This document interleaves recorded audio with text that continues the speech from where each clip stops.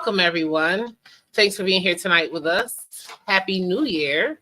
And we want to thank you for tuning in to tonight's episode of Family to Family Workshop. Tonight, we're going to be highlighting rhythm and rhyme.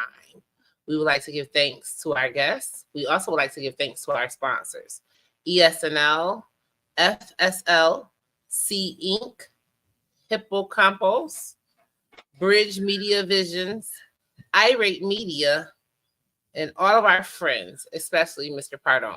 So did I pronounce the name of the bookstore correct? Let's get that right. Yeah, Hippocampo. Hippocampo. Okay, go me, Good go, job. go me, go me, go me. And tonight we have Mr. Pardon. He is a civil rights activist, a bookstore owner for 4 years now, going on 5, musician, and also educator. So Mr. Padron, tonight episode highlights rhythm and literacy and how do our ancestors connect music as a key component of reading and reading development in children today. So without any further ado, I just like for you to let us know your rhythm, your rhyme to your rhythm, your reason for your rhyme. Yes. Well, thank you for the opportunity to share. For me, it's something that begins as a child. Imagine this. My mother is the one that leads the choirs and all the performances in the church in the Bronx. And I'm her son who sings in all the choirs and in all the performances in the Bronx. So as far as an introduction to that aspect of the question, it begins there. But even before that, I was hearing the congas being played on the rooftops, on the street corners. I was hearing the music coming out of the radios in the apartments, from the cars. I was walking by this pretty famous club called Hunts Point Palace on Southern Boulevard, where some of the best Latin bands of the era would be playing. So I was surrounded in music, whether it was the church or the street or the corner. My first instrument where I studied it was an accordion. Okay, cool. That taught me the keyboard, the metrics of the notes, understanding how to put it together and play a piece. And from there, I've just evolved, but this is the earlier phase. For me, it's something now that puts all of that together, synthesizes it, and what I give now is a spontaneous feeling of sharing and love for what I do, love for us, love for myself, my people, love for our culture. So it goes into a lot of different realms. Yeah, not to cut you off, but like how you said, love for our culture. So I wanted to capitalize on that because you said as a kid, you grew up in the Bronx, but you heard the Congos and you heard, now the Bronx is in the city, but you can hear stuff from your heritage. So back to culture, what's your heritage, if you don't mind me asking? Puerto Rican. Got you. So here in the Bronx, he's saying he hear all of these screams of music and all of that coming up as a kid. Mm-hmm. So intertwined with the gospel music that you were learning at home. So those two together, how did together that rhythm and that literacy come together at a point in your life where you understood, okay, not only is this music good for my soul, but it's actually helping me develop intellectually? Yeah. To read the notes on a page, okay, right? That's math. Mm-hmm. To read the words on the page, that's literacy. Yeah. So right there, you got literacy and math. To know how to control your voice and be powerful or soft, that's pitch. And doing something fun. So he just named math and reading and music. Yeah. To know that the song is about this place or that place, that's geography and social studies. And now we got geography. Even the Bible, to understand, the first 5 books of the Bible, that's a historical. It goes on and on to sort of like answer your question. Yeah. it's like a synthesis once again of all these different things that are happening. So you can agree with me to say, just for clarity, that you're saying music brings all this stuff together. That's right. And not only does it bring it together, but it helps you develop a better competency of it, or a better way of using your vocabulary. That's right. And when you're confident, when you're brought up to be strong as Mhm. an individual, to be confident in your abilities, to have exposures that were safe, nurturing, Mhm. then you can share it with anybody Right. in any situation. And for me, in one strand of that development, I went towards being a kindergarten teacher. So my Wow. sharing for 26 years was with 4.5 to 5.5-year-olds. Wow. And you don't mess with them Oh, but I know you because they can. see right through you. Music help a lot though with them. It's everything that I did in my classroom, and we can elaborate on that as well. Yeah, because like you said, okay, so Abraham Maslow, they say that a child will learn everything it's supposed to learn for a lifetime before the age of 5. So you're saying at 4 and 5, introducing these music to these children is just amazing. And so elaborate more. Yeah, and then it's not something everybody can do, You right. because by the time I was a teacher, I had lived all these things I'm telling you before. I bring that to the table. I bring the awareness of the urban life, the awareness of the oppression, the poverty, all those trigger words. Mhm. I lived them way before these children. I bring the awareness of how to blend the music, how to bring the songs, how to keep the time. Not everybody can do that. No, you're right. And I don't about care how that. many courses they take. You can't take a course for that. You can't. It's life. And in my instance, being a Latino male kindergarten teacher, Mhm. that trifecta, you don't see it often. You don't. You don't see many men in the early childhood world, and fewer men who have a similar experience, a lived experience like I brought to the classroom. So in my room, we did all kinds of things that people would say, "What are you doing in that room?" I would have my kids tapping beats and rhythms on top of their table. So would you say that it's a plus to have Latino or Black and brown educators because, well, let me back that up. When you had 4 and 5-year-olds, your demographics of student were they majority Black and brown students? Yes.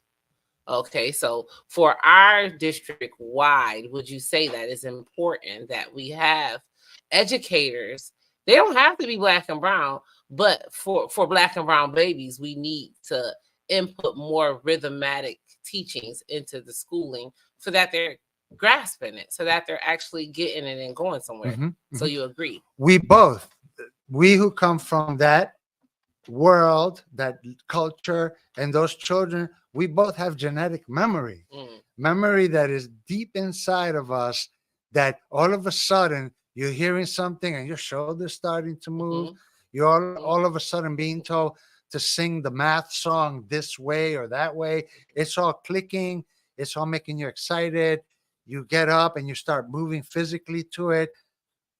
When you bring all that together in the right moment, oh, those children will be engaged. right. They'll be respectful.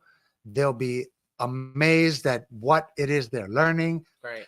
I mean, you may have to tell the parents, yo, when the child gets home, be ready for this because they're going to be ready to explain everything they did today. And, I want you to have a heads up on it.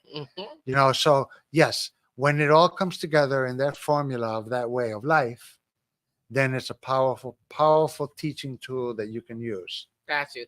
So Mr. Perdon was just saying, like, culturally, it's in us aesthetically. So if they're getting taught it automatically, like it's gonna bring out something in them. It's gonna get the kids to work, and it's gonna get them to saying, okay, this is what I want to learn and how I want to learn it. And it's funny you say that because when I was a teenager coming up in our city school district, we did have a lot of things capitalized around music.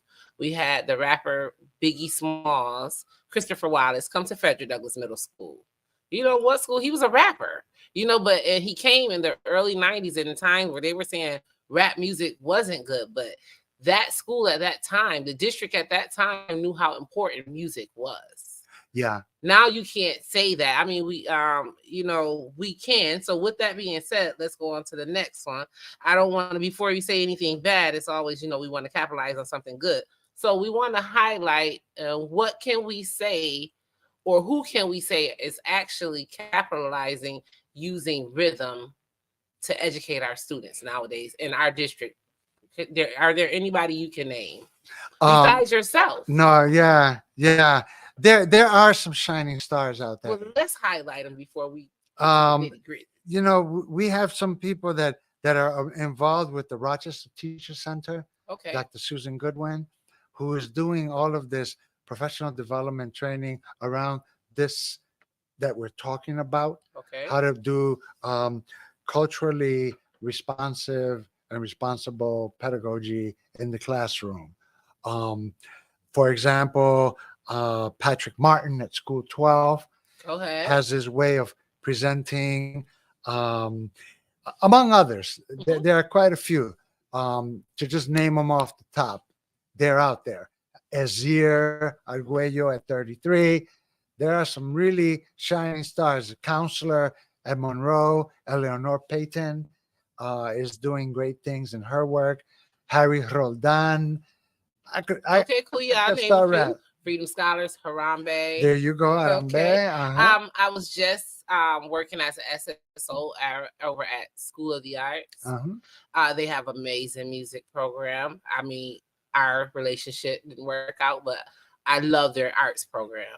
I went after school to see the kids sing and dance. So, it's just not as big as it should be. I don't know, but they are doing good work over at School of the Arts when it comes to music and rhythm, because you do have children who have adversity that find comfort in music. Absolutely. The question is a good one because, to know who's doing this energy with children, it's not an easy, there's a critical core group of people exists, but is it throughout the district? No, it's not. And that's why, I want to highlight on the good, what we have, because it's not happening throughout the district. And that was my next thing.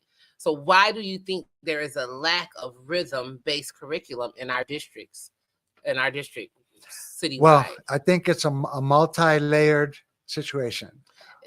And then especially in ELA, where it should be.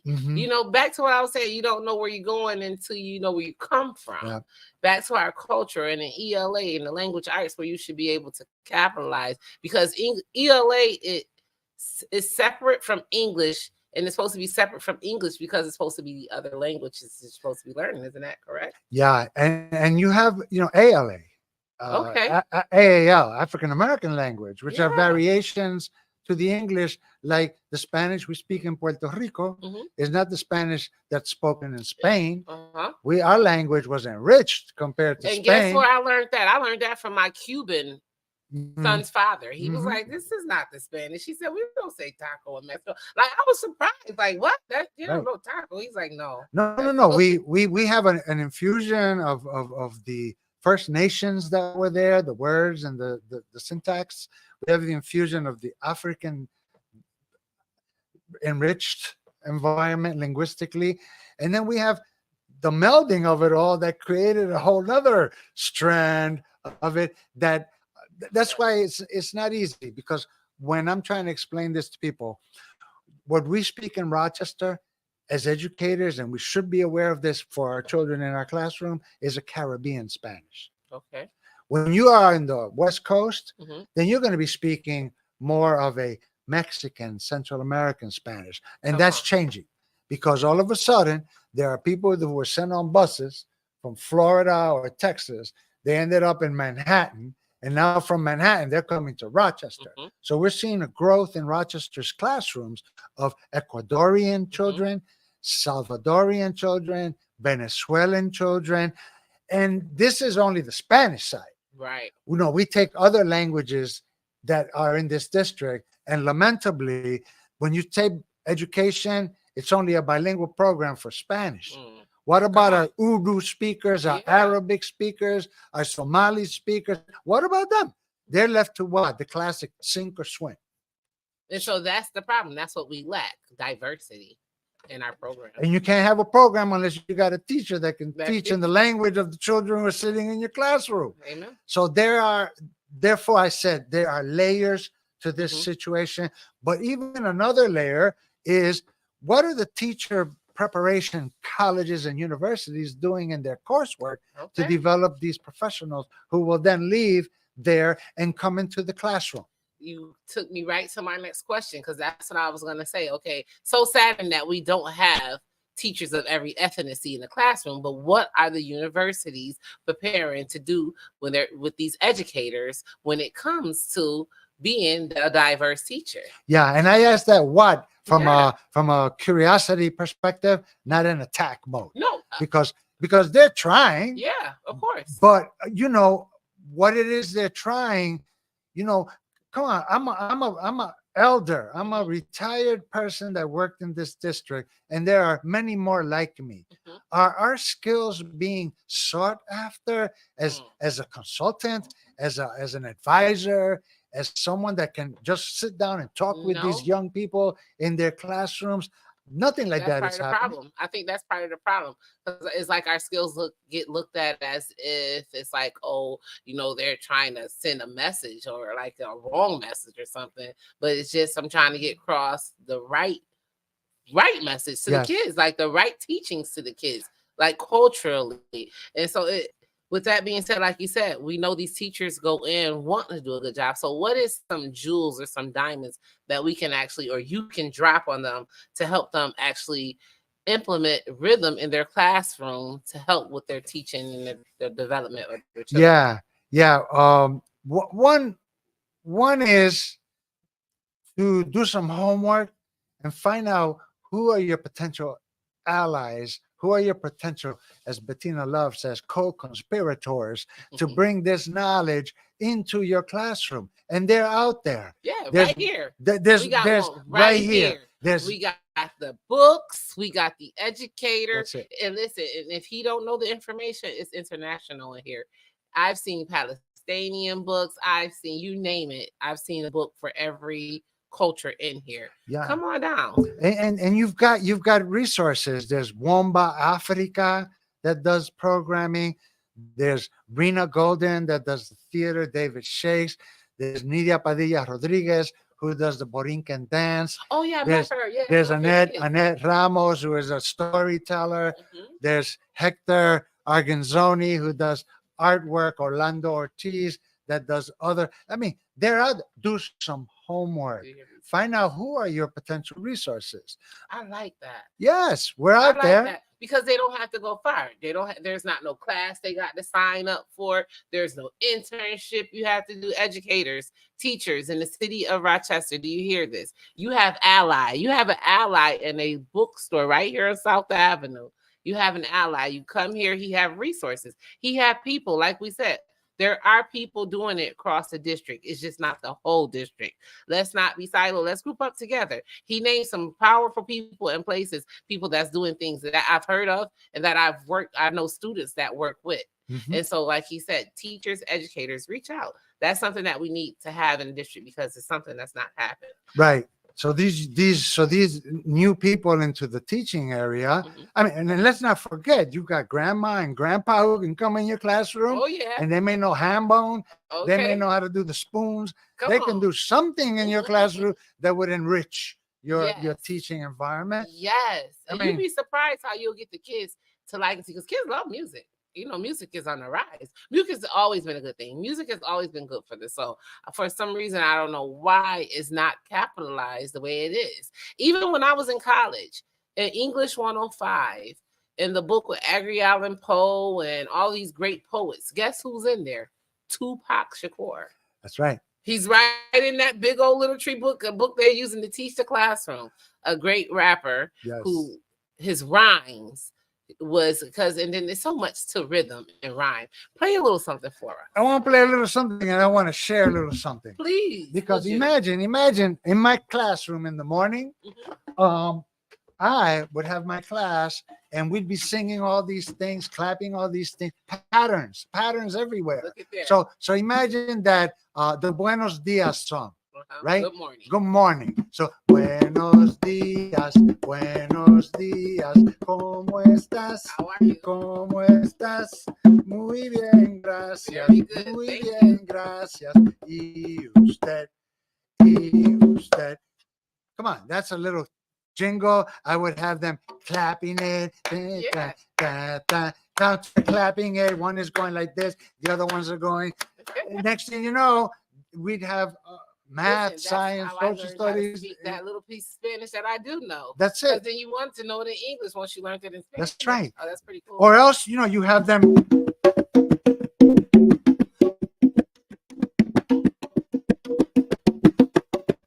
And ask them, what did that make you feel like? Fun. What kid don't want to go to school and hit some Where, drums? where were you when you, what did that make you feel like? If that was food, what did it make? What kind of food was that?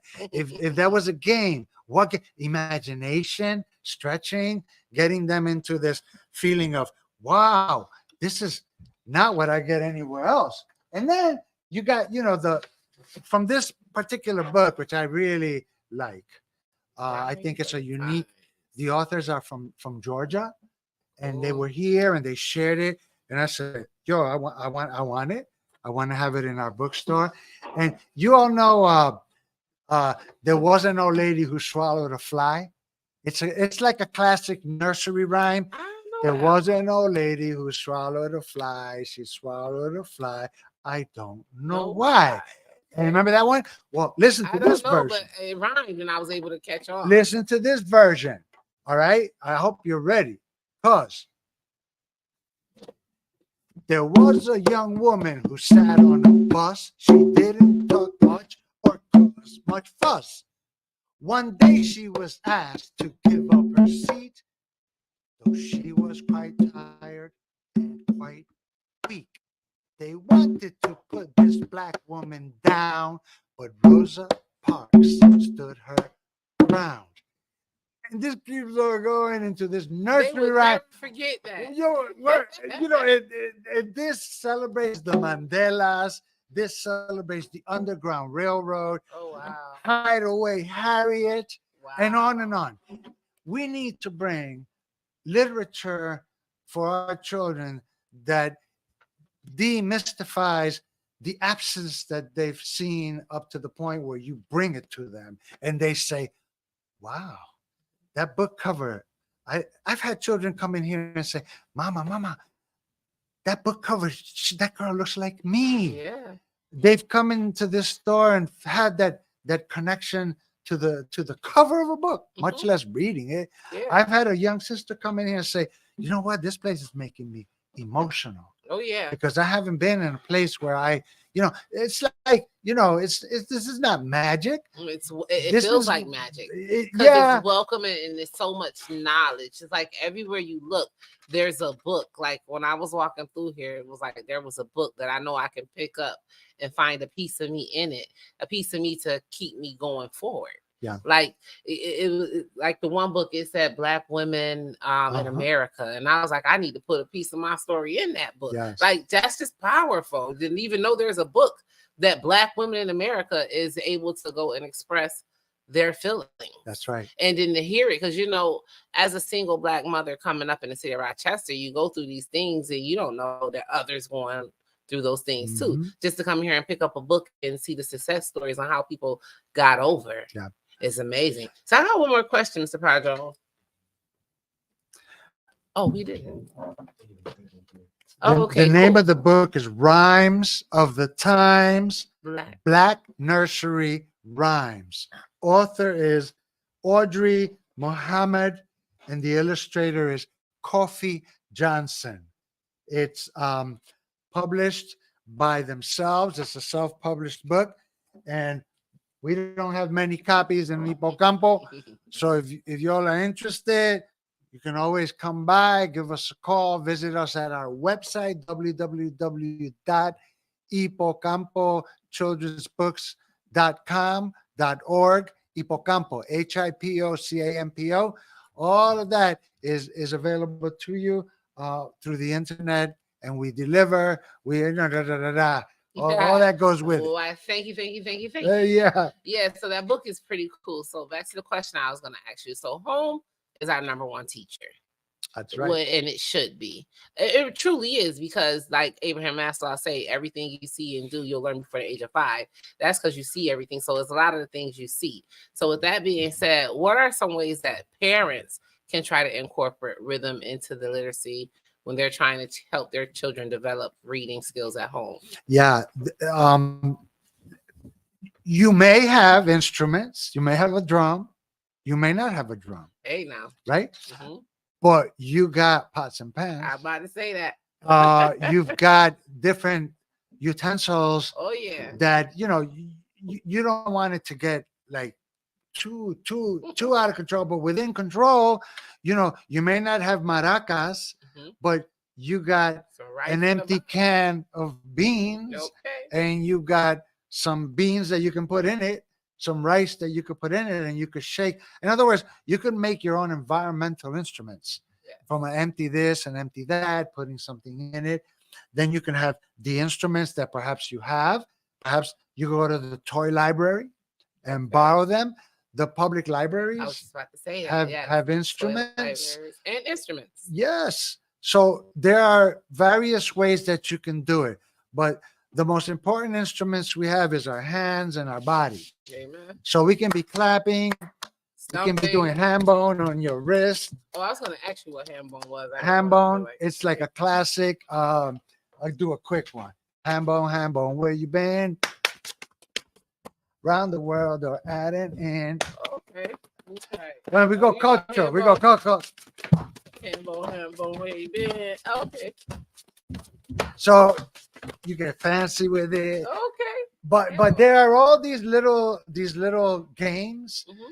that are culturally relevant that you can play with your children.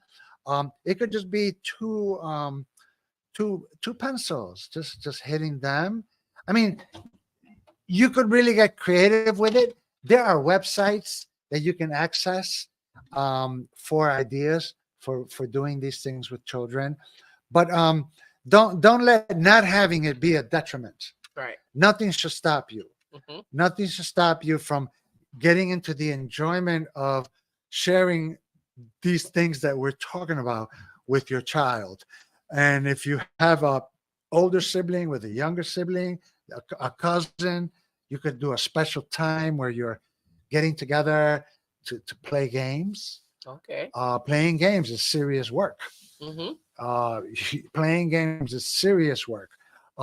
And on and on. There are many opportunities for being creative with it, and some good sites that you visit, and you get the gut feeling, oh, this is nice, or you know what, that doesn't grab me. Try another one. The African American Museum of History is a great site for a lot of extensions of these ideas that I'm giving you. Okay. The other one is the Schomburg collection, Arturo Schomburg from the Harlem Renaissance. There are a lot of spin-offs of his work. The New York Public Library has a lot of good resources, as should the Rochester Public Library. This is for like material that you might be able to access to create something from as an idea. So those are some of a beginning group of Gotcha. places. So I have a question. You may have an answer, you may not. So rhythm and dance, because like I said, Harambe was introduced to me probably in like 2005, and that was something that culturally people did to, give their spirits joy, a reason to keep going.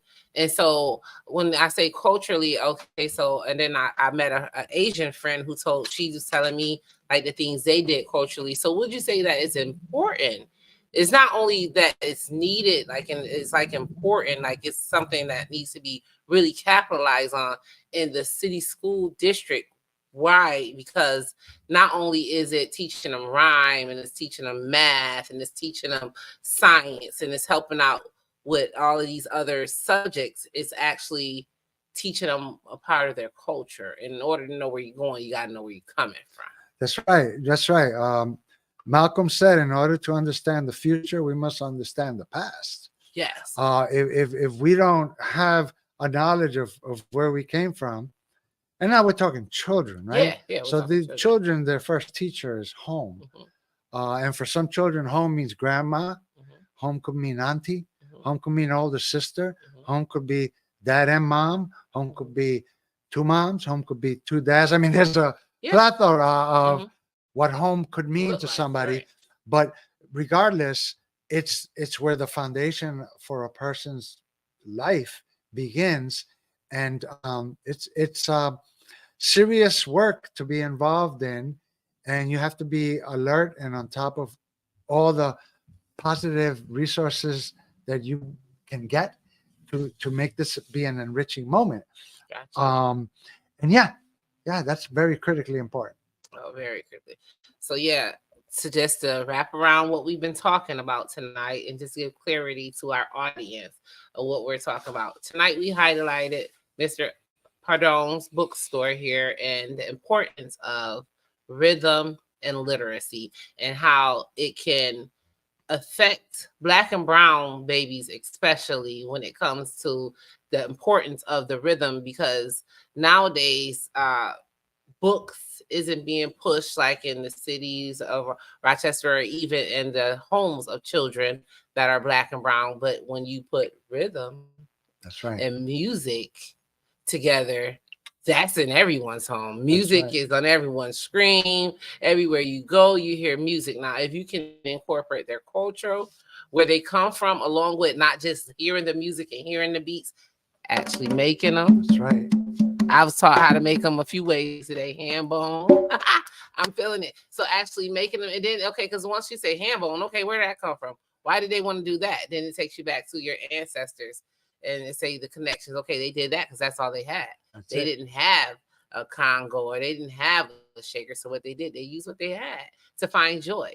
And so with that being said, I truly, truly hope that some of the educators and the teachers out in the district hear us, hear our cry, come out to him Campo, reach out to some of those allies. He said that we have within our district already to capitalize on what we have here already. Let's come together and let's capitalize on rhythm. And you'd be surprised how many worlds rhythm and literacy will take you to. Absolutely. Like inside here, he has all these flags up, but that's not for a reason. Rhythm brought you to that, huh? That's right. Rhythm brought him to, I can only imagine how rhythm can bring out so much in a person. I come from like round music. I love music. Music is soothing to the soul. But when I walked in here, I learned so much more about rhythm and music. Because like he was saying, it's math and notes. It's everything that we need to exist. It's everything you need in a sheet. In a That's sheet. it. That's it. That's it. It's teaching you to rhyme.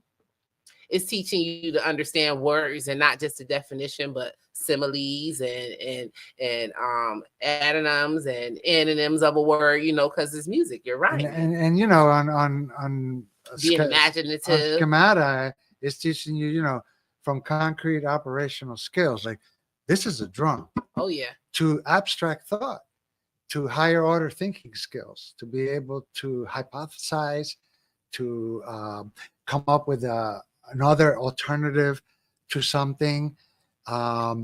It stretches you, as we say in the teacher jargon, cognitively. Oh, It stretches you into places that you may not even know how to say what it is. Mhm. But it's building little building blocks of knowledge in you that eventually, in the right circumstance and with the right stimulation, can lead to some fabulous discoveries and incredible learning and incredible development. Oh, pretty cool. So if you don't mind, would you like to play something for us? Ooh, sure. Like a little closing thing. Yeah. Oh, you why know not? what? Why do I have to play? You're gonna join me. Oh no! Oh no! Yeah. Oh. Here you go. I am not musically inclined myself. You He go. showed me a few. You're gonna be. You do this. Okay. Just keep it going.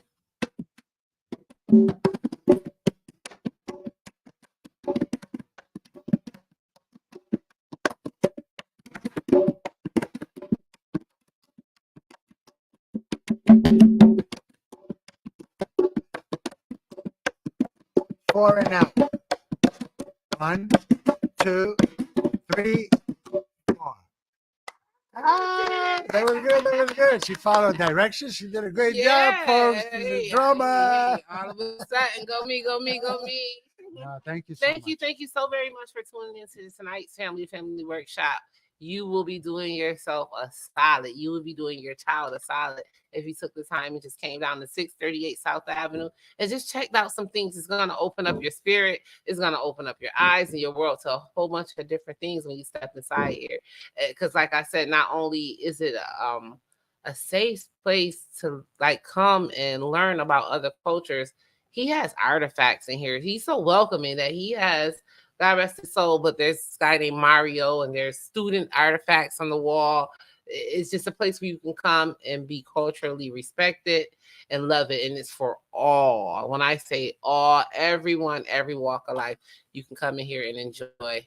And although we're not doing it right now, around March, we'll be going back to 11 o'clock every Saturday, story time. Oh, wow. Bilingual story time with the music, with the drums, with everything that we did today for the little ones. Oh, I love that. Yeah. Story time. Story time is becoming big in the city of Rochester. Andre and WDKX just started back. The Langston Hughes, his mom, Andre's mother, she had started out stories. And the good thing about her stories was because she had people like Louise Slaughter, icons who isn't here with us anymore, coming and reading off books. So just to hear their voices still was pretty cool. So story time is big.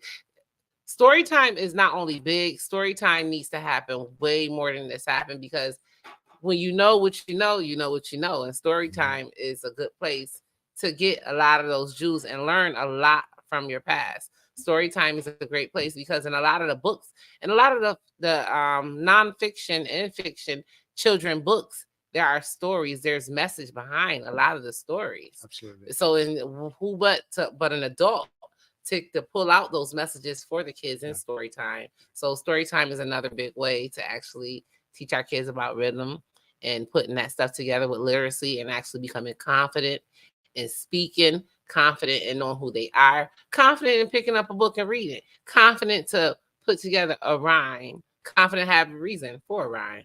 Mm-hmm. So thank you for tuning in tonight. Tune in next week with us. Thank you. Thank you. Have a good night.